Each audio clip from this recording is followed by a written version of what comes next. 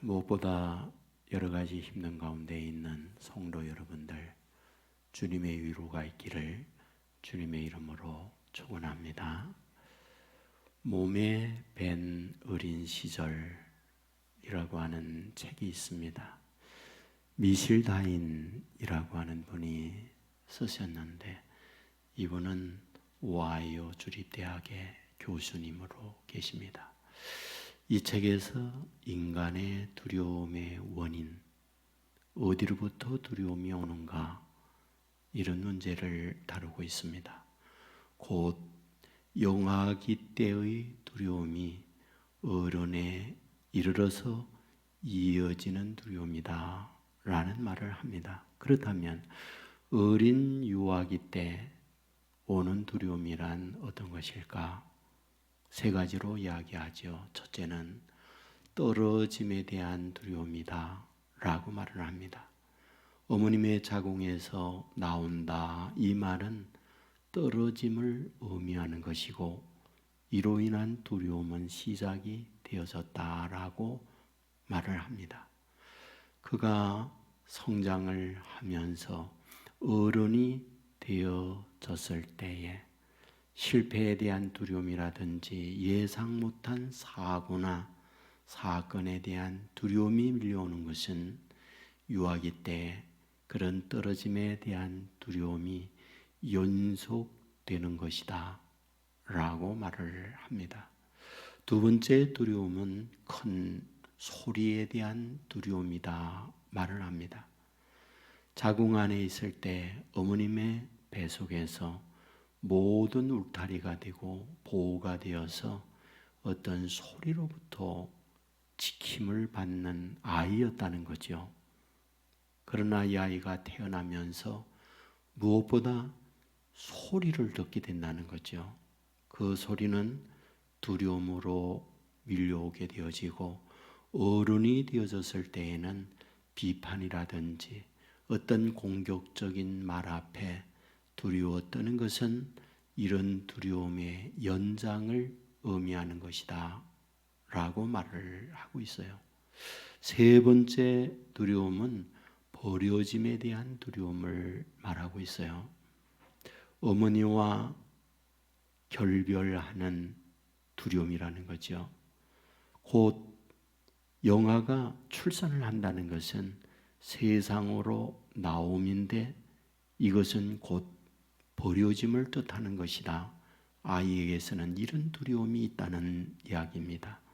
세상을 살면서 때로는 죽음에 대한, 때로는 질병에 대한, 때로는 외로움이나 두려움이 밀려오는 것은 이런 버려짐에 대한 두려움으로 찾아오는 연속이다 라고 말을 합니다. 저는 이 설교를 준비하면서 제 자신에게 가장 큰 두려움 언제였을까? 여러 가지 두려움이 반복되고 연속되어 있지만은 가장 저에게 두려움을 갖게 했던 것은 꿈에 나타난 두려움이었구나, 그런 생각이 들어요. 종종 꿈에 이런 꿈을 꾸었어요. 악당이 험상궂은 모습으로 야구 방망이와 같은 곳에 가시가 달려있는 것을 들고 저에게 달려오는 꿈이었죠. 저는 그 두려움의 도망자가 되어서 열심히 뛰었지만, 더 비극이고 슬픈 것은 발자국이 나가지 않는 거죠. 악당은 제 뒤에서 내리치려고 하고 있고 발자국은 나가지 않는 그런 꿈. 깨었을 때 꿈이었구나, 한숨을 쉬면서 제 몸을 보면 온 몸이 땀으로 범벅이 되어 있던 그런 기억이 났어요. 우리는 지금 우한 폐렴, 코로나 바이러스가 창궐을 하고 있다고 얘기를 해요. 3,000명이 넘어섰고 사망자는 계속 증가가 되고 있죠. 패닉 상태에 놓여 있다, 이런 생각이 듭니다. 장사하는 분들, 기업하는 분들, 경제가 휘청거리고 어떻게 앞으로 살 것인가 두려움의 먹구름이 대한민국을 덮고 있는 현실이구나 이런 생각을 갖게 됩니다. 이 두려움은 두려움의 결과를 가져오는 것이 더 두려운 거죠. 2차 대전 때에 미국 군인이 전사한 수가 30만이었다고 합니다. 그러나 아들을 전쟁터에 또는 남편을 전선에 보내고 두려움의 결과로 세상을 떠난 분이 100만이 넘었다. 그런 통계를 볼 수 있습니다. 성경도 이 사실을 말하고 있잖아요. 우리가 여호수아 2장에 보면 2명의 정탐꾼이 여리고에 갑니다. 누구네 집에 갑니까? 알고 있듯 기생 라합의 집에 가게 됩니다. 라합은 두 정탐꾼에게 자기들이 두려워하는 현실을 얘기해요. 우리는 이곳에서 당신들이 출애굽하는 과정 속에 여기까지 온 이야기를 들었다. 홍해가 막힐 때 하나님이 홍해를 갈라주신 일과 광야에서 살 수 없는 인생이지만은 하나님이 만나 묘추라기를 주었고 구름기둥 불기둥으로 당신들을 지켜 보호해 주었다는 소문을 들었다.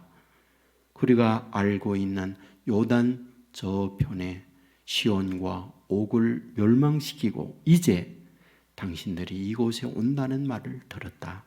그래서 우리는 여기에서 정신을 잃었고 마음이 녹았다. 이런 말을 하는 걸 보게 됩니다. 여러분, 어떤 현실이 우리에게 도달해 있지 않지만 두려움의 소문과 공포가 우리로 하여금 더욱 비극의 현장으로 몰고 가고 있다. 이것을 보여주는 말씀이잖아요. 여러분, 오늘 본문은 이 부분에 대한 부분을 말씀을 하고 있어요. 신명기서입니다. 모세가 120세가 됐어요. 잠시 후면 세상 떠납니다. 마지막 세상을 떠나기 전 자기 백성들에게 유언처럼 주고 있는 것, 그것이 신명기서예요. 그런데 이 신명기를 시작을 하면서 가장 먼저 모세가 주고 싶은 말씀이 무엇이었을까요? 그것은 지금까지 지내오면서 하나님께서 어떻게 여기까지 인도했는가 하는 과거를 되새기는 말씀을 하고 있습니다. 오늘 함께 읽은 본문은 민수기 13장에서 있었던 부분에 대한 말씀을 하고 있어요. 출애굽한 이스라엘 백성이 3개월 만에 시내산에 도착합니다. 그리고 그곳에서 11개월 동안 머물다가 다시 그들이 이동을 하게 됩니다. 간 곳이 가데스 바네아였어요. 가데스 바네아에서 모세는 12명의 정탐꾼을 가나안에 보내게 됩니다. 40일 동안 두루 다니면서 정탐을 했던 그들이 와서 보고하죠. 보고 내용이 오늘 본문 28절이에요. 우리가 어디로 가랴? 우리의 형제들이 우리를 낙심하게 하여 말하기를 그 백성은 우리보다 장대하며 그 성읍들은 크고 성곽은 하늘에 닿았으며 우리가 또 거기서 아낙 자손을 보았노라. 무슨 말입니까? 그곳에 갔더니 성은 하늘에 닿았다. 그리고 살고 있는 그들은 아낙 자손, 자이언트, 삼성과 같은 거인들이 살고 있다. 그러므로 우리는 그들 앞에 메뚜기여 그 땅을 갈 수 없다. 이러한 말을 하게 되는 거죠. 그들은 절망합니다. 두려움이 밀려옵니다. 그래서 민수기 14장 1절에 보면 백성은 밤새도록 통곡을 했다. 이 말씀을 하고 있는 거죠. 모세는 그런 그들에게 뭐라고 말합니까? 29절에 보면 내가 너에게 말하기를 그들을 무서워하지 말라. 두려워하지 말라라고 말씀을 하는 거죠. 다시 말씀드리면 유언의 말을 하며 신명기 시작에 모세가 백성들에게 주고 싶은 말씀, 두려워하지 말라, 놀라지 말라, 이 말씀을 하고 있는 거죠. 여러분 아십니까? 놀라웠게도 신명기 마무리를 하면서도 모세는 다시 말씀해요. 너희는 강하고 담대하라, 두려워하지 말라, 그들 앞에 떨지 말라. 이것이 모세가 신명기 마무리를 하면서 남기고 있는 말씀이에요. 다시 말하면 하나님은 하나님의 자녀들에게 주고 싶은 하나님의 마음이 있다면 너희 앞에 어떤 대적 장애가 설령 있다 할지라도 너희는 그 장애 앞에 두려워 떨고 마음을 흔들리지 말고 오히려 강하고 담대하라 하는 말씀을 하고 있다고 하는 것. 이것이 신명기서에서 우리에게 주고자 하는 말씀이었어요. 여러분, 성경을 우리가 읽다 보면 성경에서 처음 두려움이라는 단어를 찾을 수 있는 곳이 있어요. 어디인가요? 창세기 3장 10절입니다. 내가 벗었으므로 두려워하여 숨었나이다 라는 말씀이 있습니다. 자, 그렇다면 언제 이런 두려움의 표현을 쓰고 있을까요? 최초의 사람 아담과 하와가 선악을 알게 하는 열매를 먹고 그들이 도망을 가지요.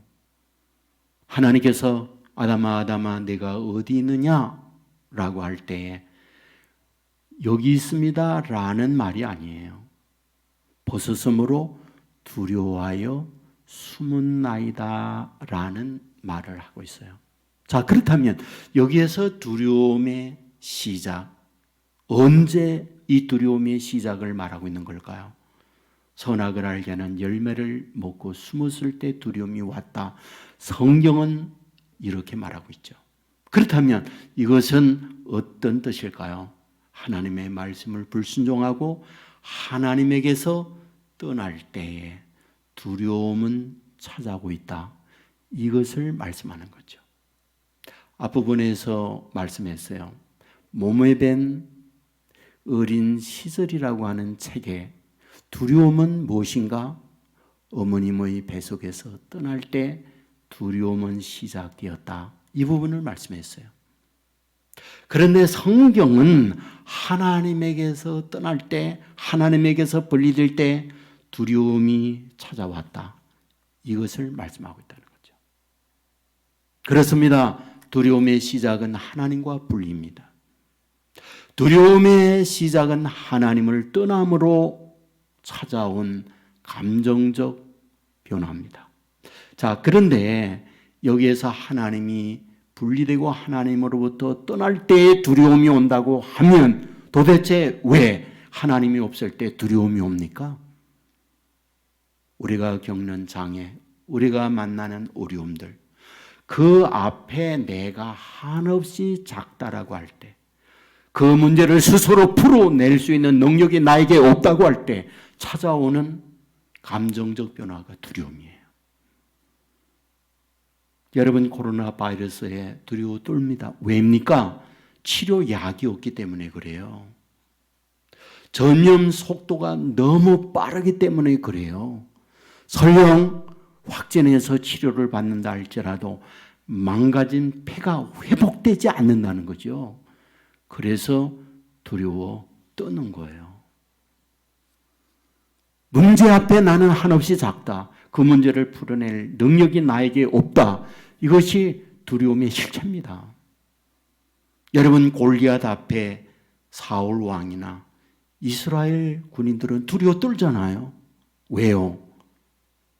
골리앗은 장수였어요. 지금까지 골리앗의 전쟁에 백전백승의 전적을 갖고 있습니다. 그들 앞에 이스라엘 군인들은 한없이 초라해요. 이길 능력이 없어요. 그리고 때문에 두려워 떠는 거예요. 여호수아 1장에 가면 여호수아가 지도자가 됩니다. 여러분, 그때에 하나님이 반복해서 하는 말이 있어요. 여호수아야, 마음을 강하게 하고 담대하라. 반복합니다. 이유가 뭡니까? 두려워 떨고 있다. 나 떨고 있다. 그 말이죠. 그렇다면 여호수아는 왜 이렇게 두려워합니까? 모세에 비하여 경험이 없습니다. 모세에 비하여 실력이 없습니다. 모세에 비하여 카리스마적 능력을 갖고 있지 못해요. 백성을 끌고 가야 하는데 가야 할 앞으로의 길이 어떻습니까? 아낙 자손이 버티고 있습니다. 하늘 높은 줄 모르고 성곽이 높이 쌓여져 있습니다. 백성은 어떤가요? 패잔병이에요.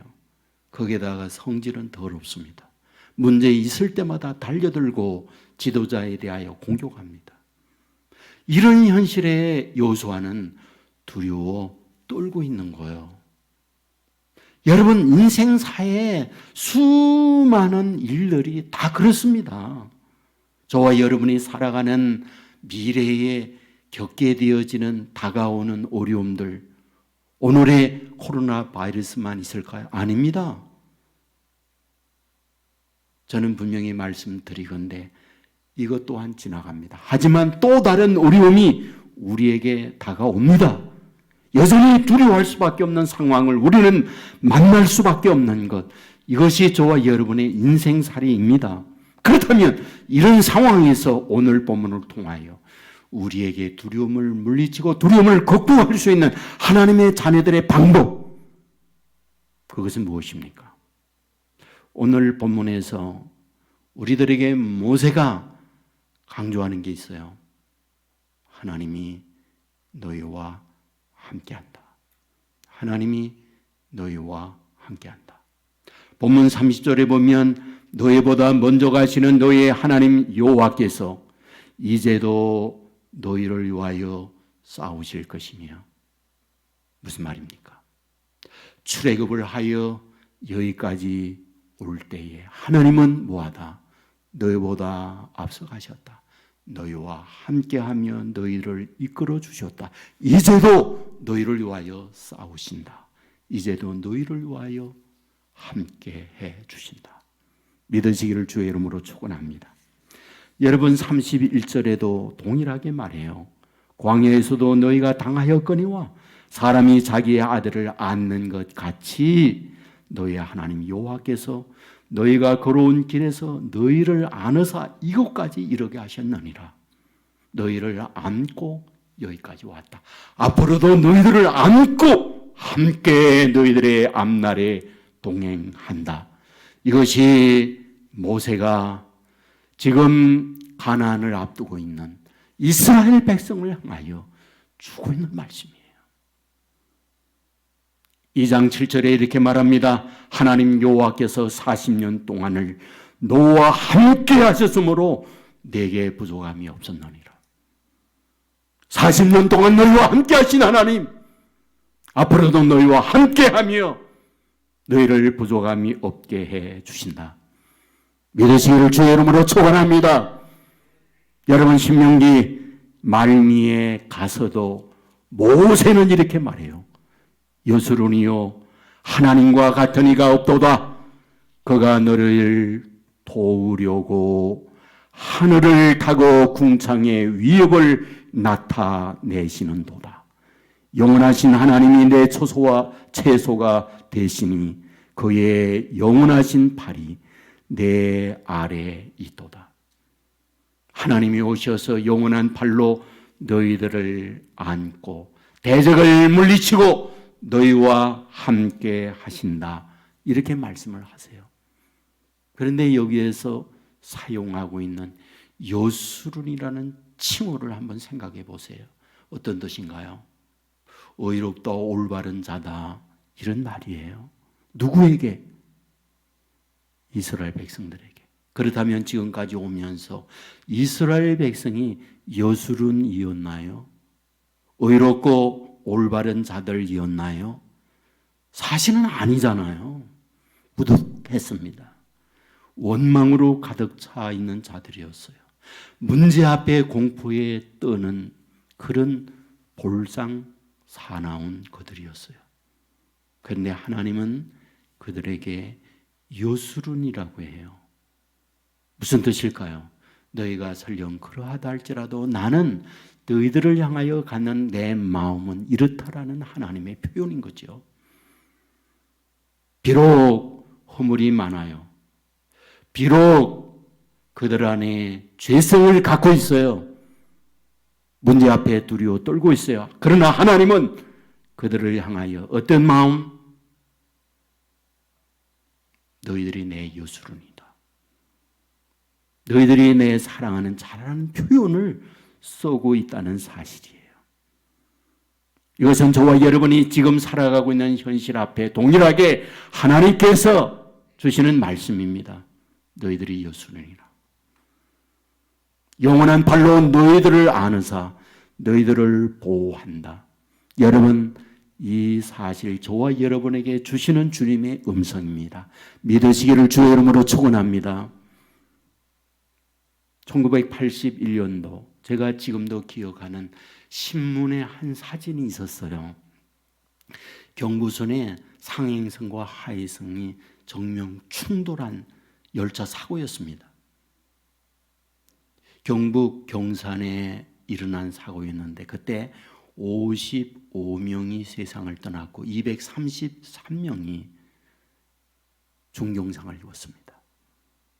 그런데 사진에는 피투성이가 된 엄마가 누워 있어요. 그런데 아이가 그 엄마의 젖을 빨고 있는 사진이었습니다. 나중에 그 어머님은 회복이 됐어요. 그런데 그 아이, 천진한 아이, 사고의 위험이나 아랑곳하지 아니하고 엄마가 그 자리에 있다는 그 하나만으로 아이는 평화로웠어요. 두려움이나 환영에 개의치 않았어요. 여러분, 이 사실이 중요한 거예요. 저는 몇 해 전에 샌프란시스코 골든게이트 검문교를 방문했던 적이 있어요. 그때 안내하는 목사님께서 검문교에 대한 여러 가지 이야기를 해 주었습니다.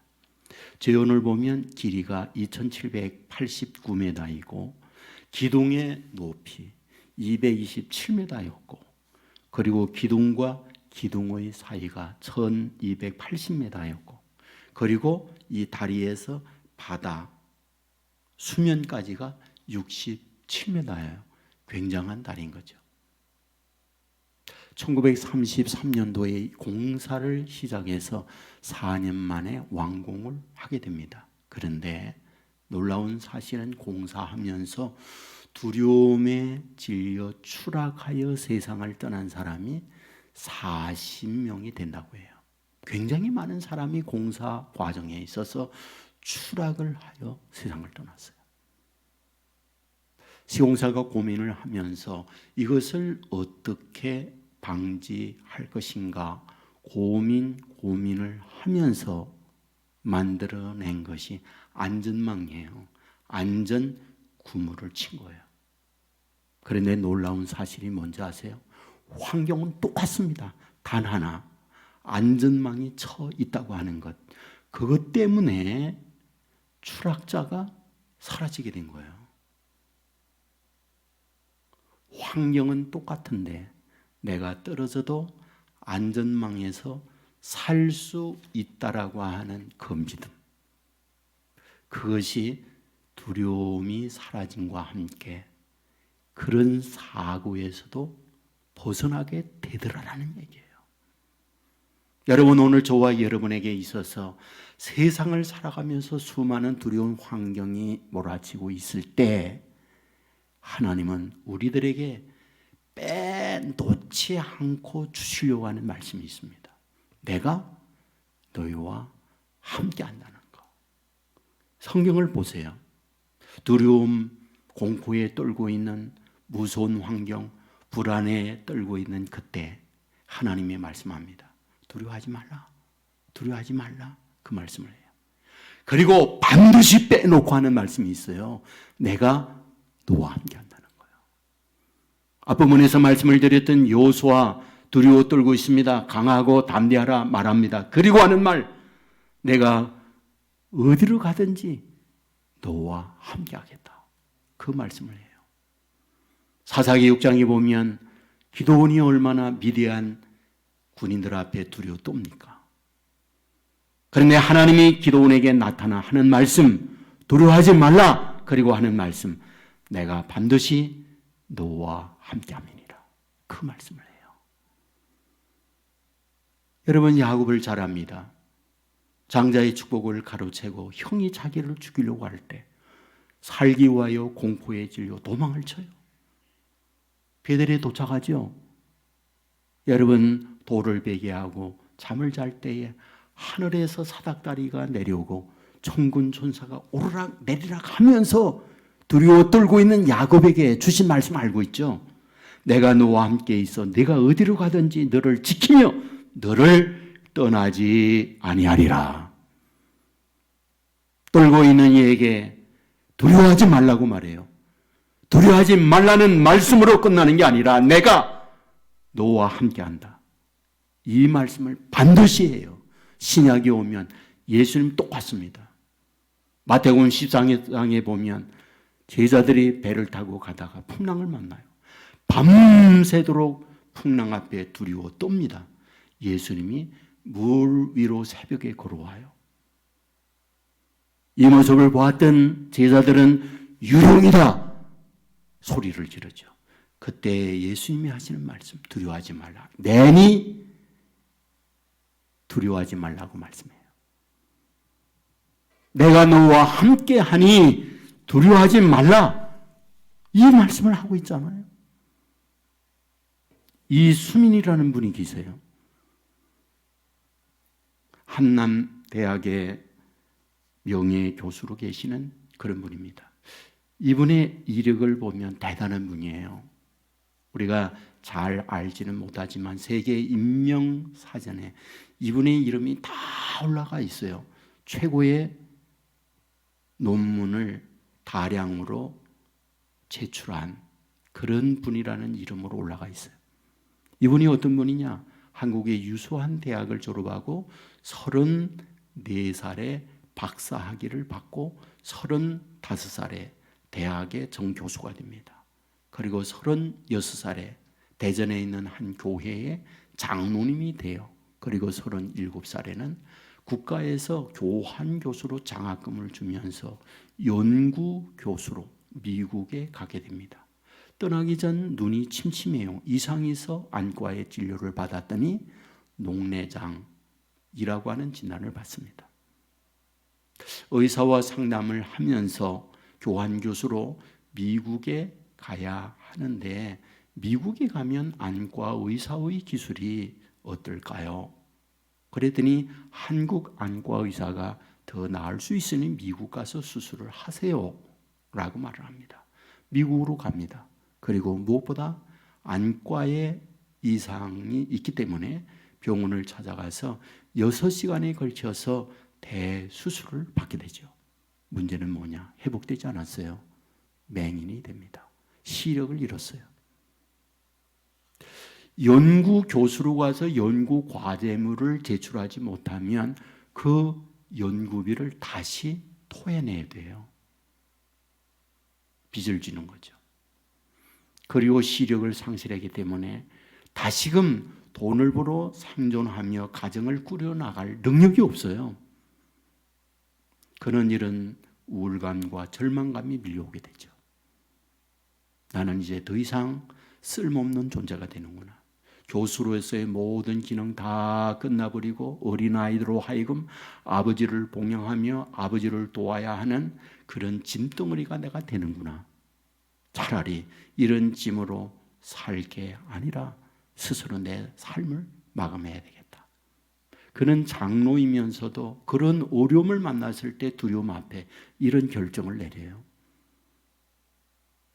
그는 화학을 전공한 분이었기 때문에 어떤 약을 한번 먹으면 죽는다는 걸 다 알고 있어요. 하지만 시력을 잃었기 때문에 그런 자살의 시도가 불가능해요. 그런데 미국에 다녔던 교회에서 나이가라 폭포에 관광을 간다고 하는 광고가 있어요. 그래, 내가 시력을 잃었지만 그게 간다고 해야겠다. 지원을 합니다. 왜? 그곳에 가서 투신하려고. 내일이면 그곳에 가서 투신하는 거예요. 그런데 그날 밤 갑자기 휙 하는 바람과 함께 정광석과 같은 불이 번쩍거리면서 하늘에서 음성이 들려오는 거예요. 두려워하지 말라. 놀라지 말라. 나는 네 하나님이여 내가 너와 함께하여 너를 도울 것이다. 이런 말씀이 들려오는 거예요. 그는 거기에서 꼬꾸라집니다. 그는 바닥에 뒹굴면서 눈물을 흘리면서 통곡하며 자기의 잘못을 회개를 해요. 그러면서 하나님의 잔잔한 음성이 들려옵니다. 내가 너와 함께 동행해 줄 터이니 너는 아무것도 염려하지 말거라.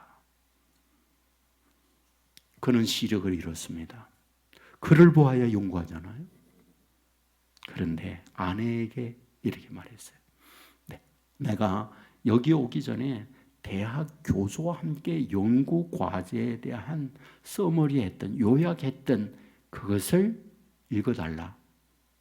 시장에 가서 지금은 인터넷으로 되어 있고 디지털로 다 되어 있지만은 그때는 카세트 테이프 있었잖아요. 그것을 사다가 녹음을 하고 듣고 외웠어요. 교수를 만났습니다. 연구에 관한 부분을 쭉 얘기를 했어요. 그리고 자신이 시력을 잃었다고 하는 말도 했어요. 그랬더니 교수님이 잠시 침묵하더니 입을 엽니다.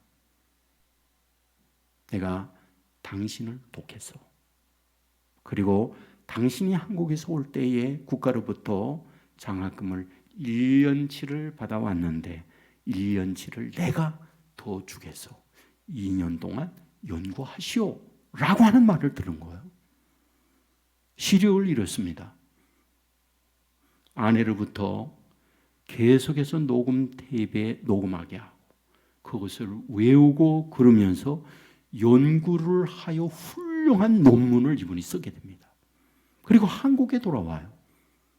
교수 일을 하는데 교수할 것을 미리 녹음을 외워서 학생들에게 강의를 해요. 이분의 간증을 제가 들었는데 뭐라고 하는지 아세요? 학생들은 자기가 시력을 잃은 줄 7년 동안을 몰랐대요. 다만 시력이 좀 나쁜 분이로구나 라고만 생각했대요. 7년 만에 학생들에게 나는 시각장애인입니다. 아무것도 모르는 맥인입니다. 놀라운 사실이 뭔지 아세요? 그 후에 학생들의 수강자가 더 늘었다는 거예요. 그리고 더 놀라운 논문을 발표하는 능력자로 하나님이 삼아주셨다. 이런 고백을 해요. 성경은 우리에게 뭐라고 말합니까? 사망의 음침한 골짜기를 다닐지라도 해를 두려워하지 않을 것은 주께서 나와 함께 하심이라. 믿으시기를 바랍니다. 사망의 음침한 골짜기를 다닐지라도 해를 두려워하지 않을 것은 주께서 나와 함께 하심이라. 여러분, 우리가 이 땅 위에 살면서 때로 사망의 음침한 골짜기를 다닐 수 있습니다. 그러나 우리를 향하여 약속을 합니다. 주께서 나와 함께 하심이라. 여러분, 주께서 저와 여러분 함께함을 믿으시기를 바랍니다. 눈에 동자와 같이 엄히 달기 병아리를 품듯 저와 여러분을 지키고 보호한다는 사실 믿으시기를 주의 이름으로 축원합니다. 우리가 이 믿음을 가지고 이 또한 반드시 코로나 바이러스는 지나갑니다. 두려움에서 담대함으로 바꾸고 앞으로 또 다른 어려움이 설령 있다 할지라도 여전히 함께 하시는 하나님으로 인하여 모든 두려움을 물리치고 당당하게 승리해가는 저와 여러분의 삶이 되기를 주의 이름으로 축원합니다. 같이 찬양하겠습니다.